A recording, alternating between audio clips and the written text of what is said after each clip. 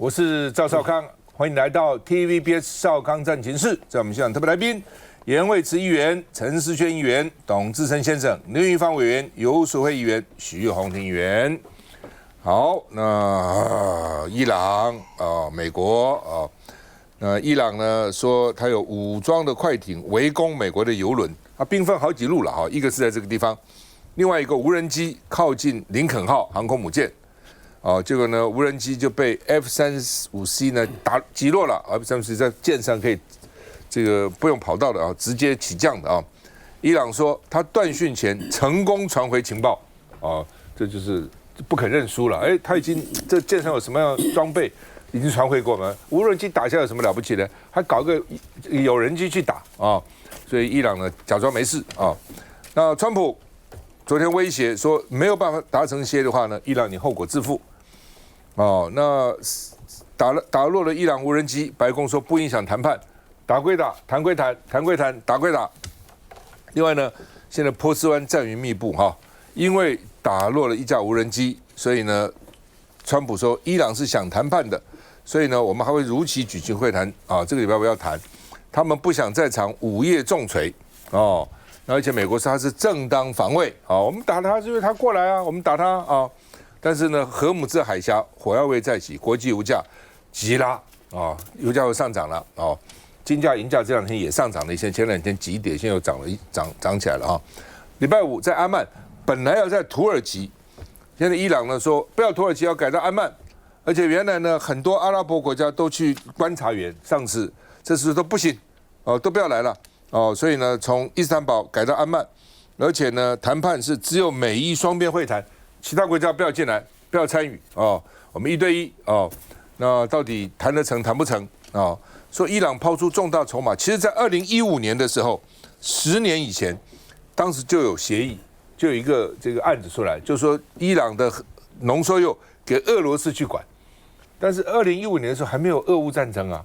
现在给俄罗斯管，他们同不同意呢？伊朗说回到2015年，当时你们就提这个议所以我就叫俄罗斯来管那所以呢，美国的替代方案我们接受就是我们伊朗不发展那民生用电呢，你们提供我们但是呢，这个浓缩铀俄罗斯来管，看一下。浓浓黑烟快要遮蔽整片天空，路桥上的民众纷纷走避逃窜。这里是伊朗首都德黑兰，当地的大型市集周二上午遭遇祝融。被烧黑的屋顶塌陷，内部还能看见余火闷烧。消防人员一边灌救降温，一边进入火场，确认暂时没有人员伤亡。محلاتی سوزون بازارچه به وسعت حدود 2000 متر بود که میگن یه چیزی حدود 150 تا 200 تا غرفه داره با کاربری‌های مختلف. بیشتر پوشاک و البسه است اما这座市集就位在德黑兰的西部，当地民众经常造访，但起火原因还不明朗。而同一时间，美伊紧张也在升温。The U.S. says that one of its aircraft carriers has shot down an Iranian drone in the Iranian Sea. Just hours later, 2 Iranian gunboats approached a tanker flying the U.S. flag in the Strait of Hormuz and threatened to seize the ship. 美国航舰林肯号周二航行到距离伊朗南部海岸大约800公里处时，一架伊朗见证者139型无人机接近林肯号，遭到 F-35C 战机击落。但白宫主动声称，这不影响两国代表周五在土耳其的谈判。They had a chance to do something a while ago, and it didn't work out. And we did Midnight Hammer. I don't think they want that happening again, but they would like to negotiate. We are negotiating with them right now.纽约时报则引述伊朗官员说法，为了缓和局势，伊朗愿意做出重大让步，那就是关闭或暂停核计划，但倾向成立一个区域联盟来生产核能。可能方案是比照2015年协议，将浓缩铀运往俄罗斯。玉芳兄，有可能伊朗跟美国达成协议吗？我觉得是有可能了。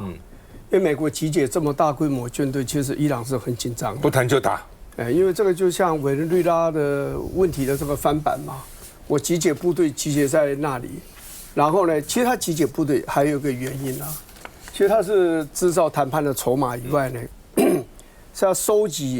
就近收集情报，了解你整个总统，你们的领导阶层，你们的动向，因为要斩首或者要抓人，需要这些情报，还有你部队运作。其实这里面还有一个非常重要的，事后我们现在才了解，他这样子的部队在10几艘军舰这样在委内瑞拉这个环绕在那里，最后是创造出了背叛者，就有人就背叛了委内瑞拉的总统，把情报给了美国，所以后来他的雷达、他的飞弹没有办法运作，听说多是因为他的这个军方的将领背叛。我想他在伊朗，他也期望说，你伊朗大规模示威搞得这么大啊，那我如果军队在那边集结，给你压力，是不是你里面也会出现背叛者？如果出现背叛者了，那我打你的代价就会很小哦。那所以呢，我如果他等，可是我觉得这里面有一点不太一样在哪里，你知道？就是说伊朗大了很多，然后呢，最重要是他的部队要背叛的可能性不是很高。最重要原因不是正规部队的55万人，而是那个12万5千人的革命卫队。那革命卫队几乎是控制了所有的情报，监控所有的这种重要的政治人物，包括他的经济的建设，他也插手。所以有一个很大的神秘跟坚强拥护伊朗这个最高领袖的这个部队在里面运作。所以你说，有哪个将军想要背叛什么的，很可能就被先被杀了。另外一点，我想美国迟迟没有动手，还有一个原因就是它毕竟有2000枚的弹道飞弹，而且它这个弹道飞弹已经证明，上次跟以色列打仗的时候，它是可以创造出相当程度的这个损失。而且伊朗已经讲了，如果我被打的话，我第一个目标就打以色列，还有美国在中东的所有的军事基地。那你2000枚打过去，当然有很多都被拦截下来。但是美国在整个伊朗的周遭是有很多的军事基地的，巴林啦、阿曼啦，然后这个约旦啦、叙利亚啦、伊拉克啦，包括沙特阿拉伯、以色列都有。那你如果真的被那个2000枚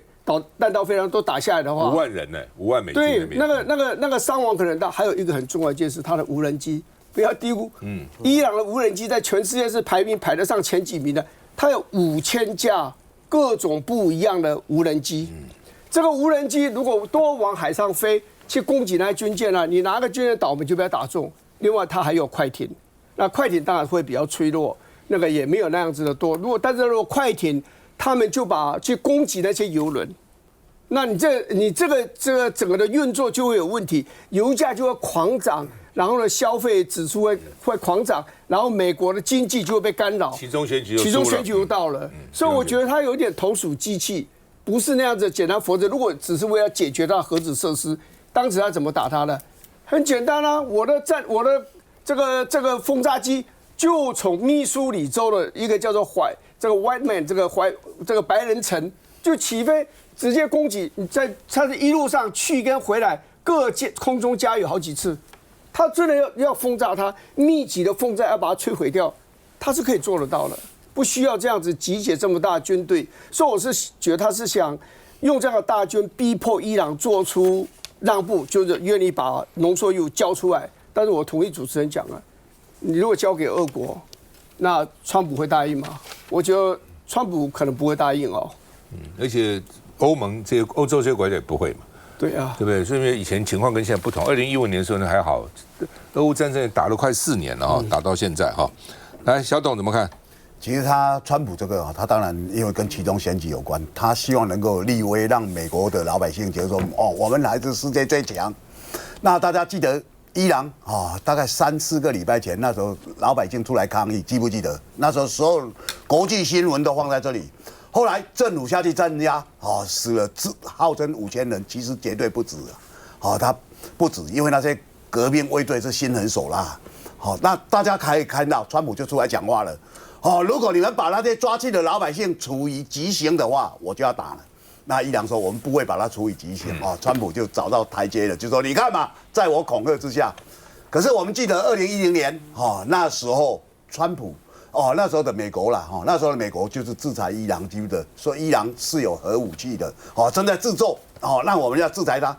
联合国通过制裁10年。那2020年的时候，川普当总统，说我们各国大家继续制裁，结果在联合国没有过那就美国就自己独立来制裁，表示说你在中东，如果你有核武器的话，对我美国的威胁是有。最重要的，你威胁的就是以色列。我们知道中东唯一有核武器国家就是以色列，美国给他了啊，所以以色列在中东才会这么的嚣张。大家看到的情况大概就这样。那我们知道1979年那时候的巴勒维王朝是被赶走了，他们从海外把反对党领袖科梅尼把他送回来。那时候认为说，哇，伊朗就要改革了，一个国王被赶走了。那时候其实，在伊朗来讲，伊朗人很会做生意啊。波斯人啊，他们过去波斯啊，天方夜谭也是他们故事。波斯市场还是波斯市场非常丰富，都到中国来，对不对？大家可以看到，他很会做生意。其实那一次最主要是商人集合所有的老百姓，然后大家赢回了科梅尼。后来发现，怎么赢回来是一个神权国家？那这个神权国家用很极端的方式在处理国政的话，政教那种政教合一的话，他们没办法接受。那现在其实掌控整个伊朗了除了他现在的真正的领袖之外，就是刚刚一方兄所讲的这个革命卫队，60几万部队里面有这12万5千，他们其实他们是经营生意，他们从海外进来的东西是免税的。各位，你一般过去赢回来那些商人情何以堪呐？你们免税，我要税，我怎么跟你做生意？我的所有的国家重要的经济命脉都被你们这些人把持，所以这些人他们有枪杆子，他们又掌握经济，这个就是现在伊朗很多老百姓不满的。为什么？因为通膨越来越高嘛。所以我们今天看到这个局面对川普来讲是一个很大烂题。为什么？因为他一直讲大话嘛，讲大话讲到现在，你要不要打？川普真的说去打他的核武器，大家记得去年6月嘛，就是刚刚一方兄所讲的，打一打。他的核武器有真的完全被摧毁吗？没有被摧毁，他还有很厉害的无人机，所以大家又可以看到了这一场战争川普如果打下去的话，可能会动摇他的期中选举，所以他现在一直在用威吓。川普说：“我上任以来，俄乌战争就会结束，第一天就结束，没有结束啊，现在还在打。”他每天讲这些话，其实对他的威信有伤。那大家看到了整个中东的局面就是成了这样，因为伊朗威胁了以色列，威胁了美国，那这个对世界上来讲都很有大家都会很惨痛，因为荷姆兹海峡是他掌控的，他占全世界20%的油跟天然气，那如果这个被他掌控不能进出的话，这个全世界的能源就会大涨了。好吧，这礼拜5他们要谈中间会不会有变数据说伊朗对原来第一次谈承诺的事情有一点后悔。所以把这个会谈的地点更改也是这个道理就想办法看到底无人机出动什么会不会造成这个谈判的或者说会谈的变化，会谈的内容能不能达到结论，全世界都在看。为什么？因为攸关油价，攸关金价。休息再回来。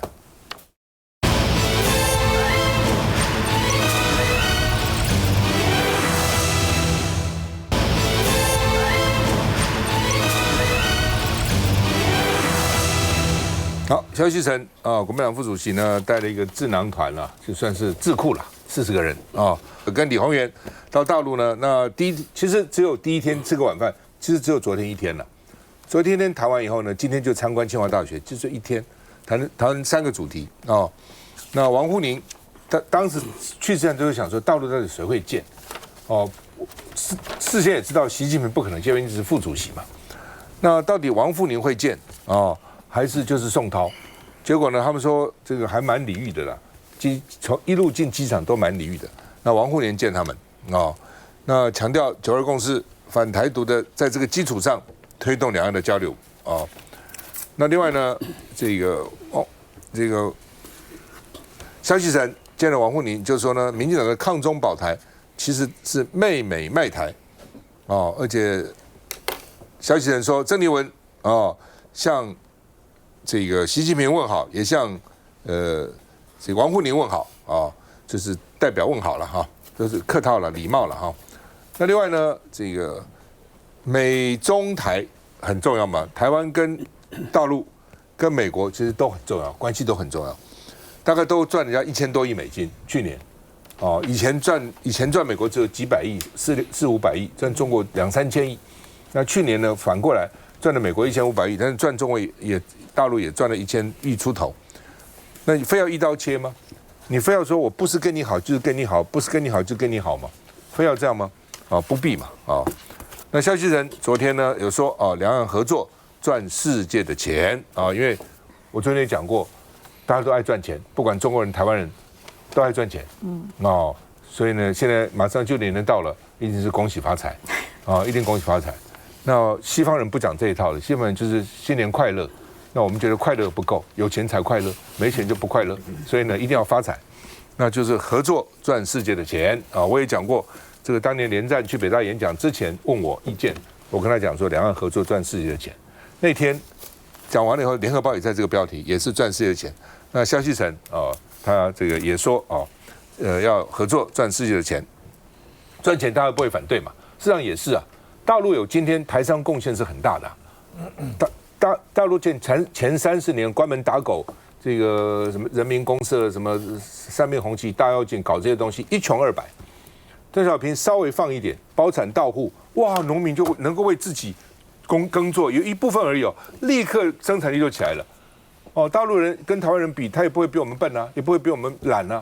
台商刚去的时候，我朋友告诉我说，一年365天，除了过年把赚的钱带回家，平常是全年无休这样努力的拼那大陆的时候没有外汇没有资本没有技术没有国际贸易知识都是台商告诉他们的。所以大陆有今天，绝对不要忘本，台商帮助是非常大的。当然台商也因此赚了钱因为那个时候呢，刚好台币升值然后环保的因素劳工的这个条件呢都要求越来越高，所以呢，这个时候呢，很多台湾商人到大陆去，也因此在大陆也赚了钱，就是互利嘛，互惠了所以呢，这个不要说要切，你怎么切那国共这个他们叫做智库论坛所以有15项的共同意见陆委会就是配合大陆统战，走回西进的老路。那西进又怎样呢？西进有什么不对呢？西进就是你蔡英文搞南进，搞了半天南进的什么东西呢？对不对？你好吧，南进也要，西进也要，东进也要，你到东西南北都要进对台湾来讲，为什么要切断一个不要进呢？那民进党说国共论坛是假交流、真渗透，国民党只想把台湾锁回中国那另外呢，民进党的党团书记长立法院说，未来还有蓝白法案要党预算帮红色供应链开大门，反正就抹红了。那国民党说呢，两岸绊脚石就是民进党因为呢，你民进党只搞意识形态，不顾人民的死活那就说台湾其实跟 AI 相关的产业只占台湾生产力的12%，这12%人是很好的，郭台铭是很好的，赚很多的钱。郭台铭的一年的股利就超过100亿，一般人呢，一般的传统产业很惨。现在好的只有搞高科技产业跟买高科技股票的这些人是好的，其他都很惨。去年观光逆差，就我们台湾出去花的钱跟观光客见的钱差7000亿，所以台湾出去花钱那观光客也减少。如果大陆旅客能够来台旅游，一年可以起码挣到1000亿甚至2000亿，所以旅游业啦、旅馆业啦、小吃业啦、伴手礼啦都很好。尤其花莲地区今年很惨，听说那个住房率只有2成，民宿倒了200家，所以在这种情况之下，所以你民进党不能只去搞意识形态嘛，人民的生活还是蛮重要的，人民生活也不是只有 AI 的，其他人也很重要。所以呢，国民党是说呢，两岸关系紧张的使用者就是民进党嘛，沟通比不沟通好你看现在这个国防预算3000亿变6000亿变9000亿，服兵役的期限越来越长，国家越来越危险，那谁造成的？那你民进党不沟通不接触，国民党沟通接触，你还骂？那你骂什么呢？照理讲应该你去接触才对啊。我们看一下。大陆对台2把手政协主席王沪宁4号上午在北京人民大会堂新疆厅会见国民党副主席萧旭岑一行。王沪宁讲话一开始就先转达大陆国家主席习近平对国民党主席郑丽文的问候，肯定两党在坚持9·2共识、反对台独共同政治基础上取得的积极成效。除了重申两岸同胞都是中国人，王沪宁也坦言，目前两岸关系处于新形势，国共论坛对交流具有重要意义。举办国共两党智库论坛，顺应两岸同胞要和平、要发展、要交流、有合作、共同兴生的实际举措。实际上，这次是睽违9年后恢复国共论坛，王沪宁亲自会见访团，也被视为延续国共互动的高规格安排。他不仅与第一排嘉宾逐一握手，还走到第2排向访团成员表达欢迎。而萧旭岑发言时又再提9·2共识、一中各表的缘由。海峡两岸在1992年达成各自以口头方式表述海峡两岸均坚持一个中国原则的共识，这就是大家熟知的9·2共识，以及反对台独，这是两岸能够继续交流的共同政治基础。不过，陆委会批评国共之间的共同意见完全是倒果为因，政府绝不接受。大陆对台极限施压才是往来的最大阻碍。然后呢？我觉得任何的时期那都会有一些困难的事情。那我再一次强调，就是说，台湾现在面临到这么大的一个所谓的这个痛苦的这样的一个阶段那如果我们真的认真的要去维护所谓的这个国防安全，我还是强调我们有好几件事情要做。首先，经济安全。包括我们的供应链，这就是我们过去赖以为生、维护两岸和平的这个戴尔防治冲突理论。那接下来，随着台积电有可能要所谓的这个去美国设厂，那这会被当作人家的 worst case， 或者是被当作异地备援，或者到最后变成就是说，反正我已经有这个替代性了。这在罗特尼克的说法里面，其实也是照这样的一个逻辑来讲，就是说我不要让晶片过度的集中，以免影响到所谓供应链的这样的一个部分。那再来社会韧性，你可以看到我们的国家社会韧性现在谁在做啊？除了黑熊部队有在收费上一些课以外，我们的国家有帮我们的民众去做所谓的这些动员、社会动员分组、紧急避难这些部分吗？没有。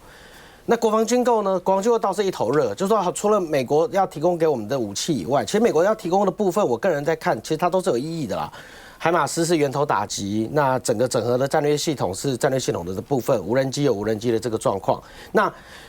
可是我们国内自己要采购的部分呢，讲不清楚，然后又是一些奇奇怪怪的这样子的一些厂商，我真的都很奇怪，就是你宁愿去找50万资本额的这个公司去帮忙买东西，你也不愿意找沈伯洋他爸去买。也很奇怪，结果沈伯洋他爸居然还跟中国做生意，不跟我们台湾政府做生意，然后你口口声声说我要保护台湾黑熊部队，这也莫名其妙。然后如果假设我们要买这么多武器去面对这么迫切的这样的一个事件，那能源安全呢？为什么能源安全也没动？能源安全没动，那这最后一个当然也很重要，就是政治对话。我不奢求民进党做政治对话这件事情，因为看起来他过去他的政治也不是走这样的一个路线。可是我刚前面讲的这几个，不管是能源安全也好，社会韧性也好，经济安全也好，你起码要拿出一些东西出来啊。那你如果只做国防军购采购，然后采购的部分除了美国的采购以外，其他都藏污纳垢。那你要我们怎么样去认真的去面对防卫台湾这件事情？所以我觉得国民党现在在做的一件事是很痛苦的，是会被大家质疑的。但这个就是政治对话的重要性，就是在最艰困的时候，还是要有对话的角度。我稍微再讲一下，就是以前川普的前任国防部长 Mark Esper 他写了一本书，他就在讲当年中共跟美国差一点进入所谓的交战阶段，中共都已经进入2级战备了，所以密令打电话给李作成，也跟李尚福通话。这里面的内容巨细靡遗，讲到最后，密令跟李作成讲说，我没有办法跟你保证川普总统会做什么出人意外的事情，但是我跟你保证一件事情，如果他真的要做，我们会尽可能的阻止他，而且我会事先通知你。而这件事情到最后，川普最后因为这件事情把密令判军事法庭跟叛国罪。那李作成呢？李尚福呢？跟我们现在在讨论的前几天大家在看的张幼霞呢？如果这整个世界鸽派到最后鸽派做了对的事情，但是都被处罚了，那我说老实话，这世界的 downside protection 就没有了，那我们对和平的期待也都没有了。所以再困难也要有人去做对话的事情。对话不是卖台，也不是卖国，对话是保持着一个沟通的管道，去避免最坏的状况发生。我觉得啦就是两岸和平，不管是哪一党执政的，都是最重要的。国民党这个回应，我觉得最好的一句话是这句。我刚才仔细看了一下，就是说呢，置国家于险境是政治上最大的不道德。不管谁执政，当总统都要注意，不能置国家于这个险境。你把国家当于危险的地步，就是政治上最大的不道德。休息一下再回来。